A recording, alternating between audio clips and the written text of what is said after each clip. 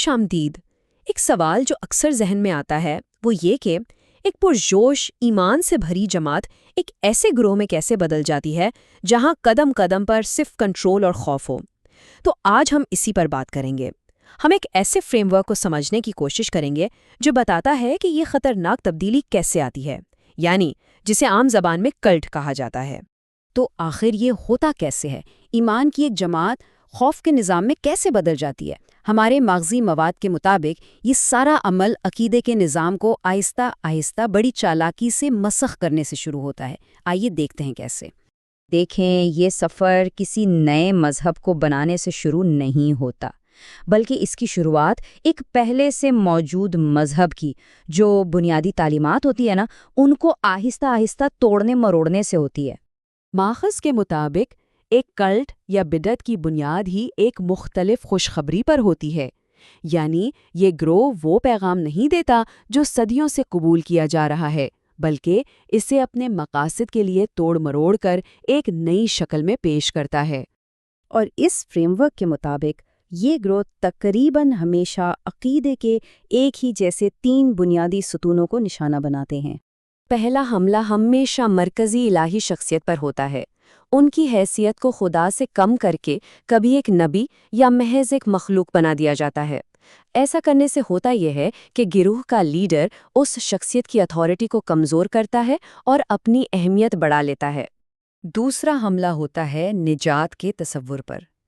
اب نجات صرف امام کا نتیجہ نہیں رہتی، بلکہ اسے گروہ کے اصولوں پر سختی سے عمل کرنے یا لیڈر کی مکمل وفاداری سے جوڑ دیا جاتا ہے، اور یہ کنٹرول حاصل کرنے کا ایک بہت ہی طاقتور ہتھیار ہوتا ہے۔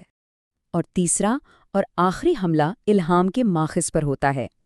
یہ گروہ دعویٰ کرتے ہیں کہ مقدس کتابیں ہی حتمی سچائی نہیں ہیں، بلکہ ان کا لیڈر براہ راست نئی ہدایات وصول کر رہا ہے جو سب کے لیے ماننا لازمی ہے۔ اس طرح لیڈر کی بات صحیفے کے برابر یا بعض اوقات اس سے بھی بالا تر ہو جاتی ہے۔ جب یہ بنیادی حملے ہو رہے ہوتے ہیں تو ان کے ساتھ ساتھ اکثر کچھ بہت واضح تنظیمی اور رویوں سے متعلق خطرے کی گھنٹیاں بھی بجنے لگتی ہیں۔ اچھا، تو ہمارے ماخذ کے مطابق ایسے گروہوں میں 7 چیزیں تقریباً ہمیشہ نظر آتی ہیں۔ یہ سمجھیں کہ یہ خطرے کی علامات ہیں۔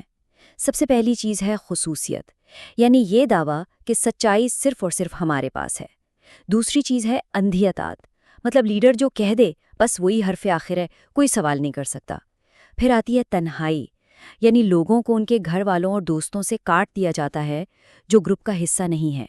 چوتھی نشانی سوالات پر پابندی، اگر کسی نے شک کا اظہار کیا تو فوراً کہا جاتا ہے کہ یہ شیطانی اثر ہے۔ پانچویں چیز ہے سب کچھ مانگنا، یعنی لوگوں سے ان کا وقت، پیسہ، توانائی سب کچھ گروپ کے نام پر مانگا جاتا ہے۔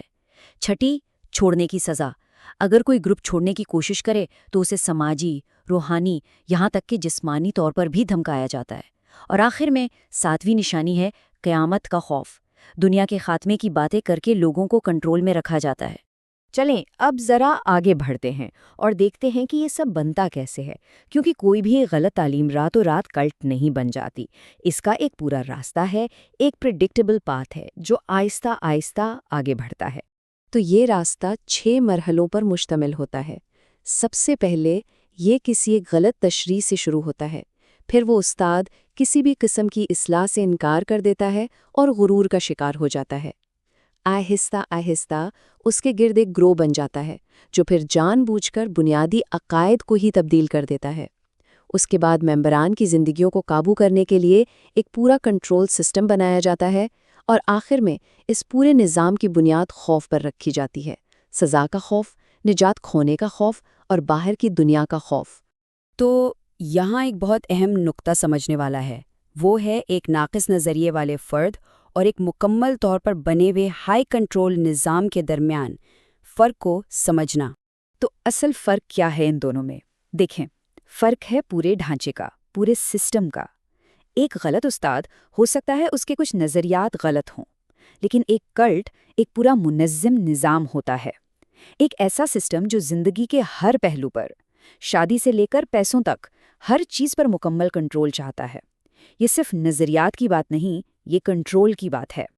تو پھر اس سے بچنے کا طریقہ کیا ہے؟ ماخذی مواد خود اس کا ایک ہی حل پیش کرتا ہے۔ اندھی تقلید نہ کریں، خود تحقیق کریں، خود پڑھیں اور اپنی سمجھ کو کبھی بھی کسی ایک استاد کے رحم کرم پر نہ چھوڑیں۔ آخر میں سوال یہی پیدا ہوتا ہے کہ عقیدت اور خطرناک اطاعت کے درمیان وہ باریک سی لکیر کہاں ہے؟ اس فریم ورک کے مطابق وہ لکیر اس وقت مٹ جاتی ہے جب سوال پوچھنے کی آزادی ختم کر دی جاتی ہے، اور شاید یہی وہ لمحہ ہے جب ایمان کا سفر خوف کے قید خانے میں بدل سکتا ہے۔